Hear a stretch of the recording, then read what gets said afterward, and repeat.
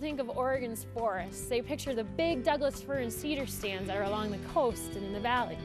The truth is that Oregon is comprised of many varied landscapes, a diverse people and culture, and strong historical ties to fish and wildlife.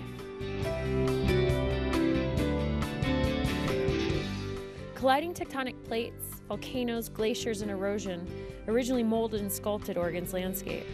Humans now shape environmental change through fire suppression and by altering native habitats for our own personal use, creating roads, creating urban developments, and making farms and plantation forests.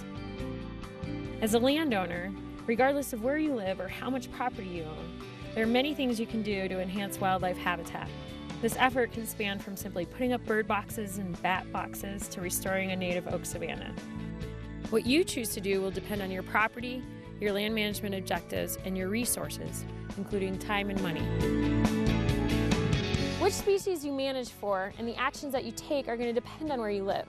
However, there are some universal features that you can make sure are in your forest that will provide good wildlife habitat. Habitat including food, cover, water, and sufficient space.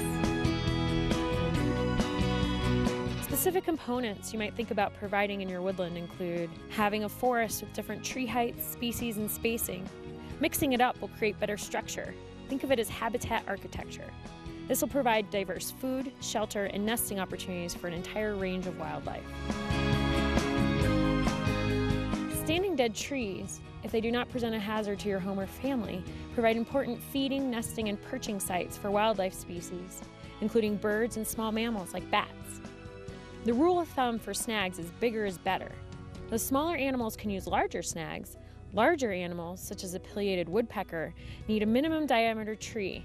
Snags need to be of a certain height as well to protect nests and young from predators such as skunks and raccoons. We as humans like to clean up our forests. Sometimes it's our first instinct to want to go in and straighten things out. But the reality is that wildlife love the mess. Downed trees and logs create important nesting, hiding, and travel corridors for wildlife like salamanders and small mammals.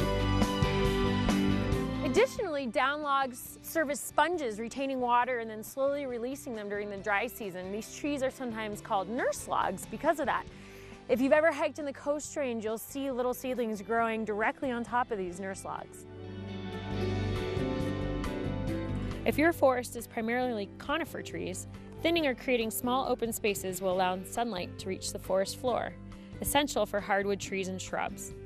These provide much needed fruit and insects, in addition to safe nesting sites for migrating birds and small mammals, which are in turn prey for larger predator species like hawks and mountain lions. If you have a stream that runs through your property, you're mandated by the Oregon Forest Practices laws regarding what you can and can't do alongside that riparian buffer. It's important to have conifer and hardwood trees alongside your stream as they provide important shade and nutrients for fish. Downed wood in your stream creates pools, which are important for fish resting spots. Streams are also a wonderful place to view wildlife, as almost all species need to come and drink water. Many species also use streams as travel corridors. Most invasive species or noxious weeds have little value to wildlife. Whether you choose to spray, mow, pull, or use animals to graze them, eradicating noxious weeds and encouraging native plants will also encourage native wildlife. Building and maintaining roads is often the most expensive project you'll have on your property.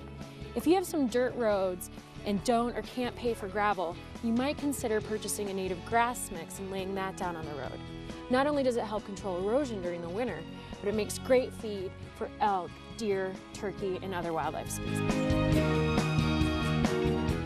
Consider timing your management activities, such as mowing large areas or thinning, so that they do not coincide with nesting or breeding season.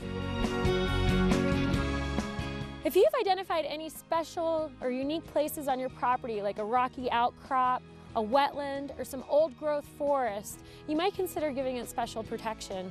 Oftentimes, these places are very limited in our landscape and house wildlife that can't live anywhere else. In this landowner's case, he's been thinning out conifers to keep them from encroaching on his meadow. Ultimately, what you do on your property will vary according to your available time and resources. A few simple, well-thought-out steps can truly increase the enjoyment you will get from hearing bird calls, seeing deer and their fawns cross a meadow, or figuring out who left those tracks in the muddy stream bank.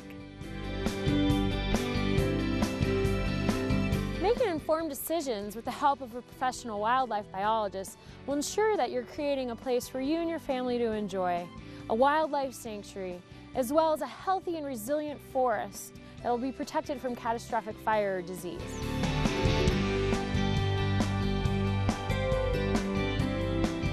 Please contact your local Oregon Department of Fish and Wildlife Office or Oregon State University County Extension Office to get started.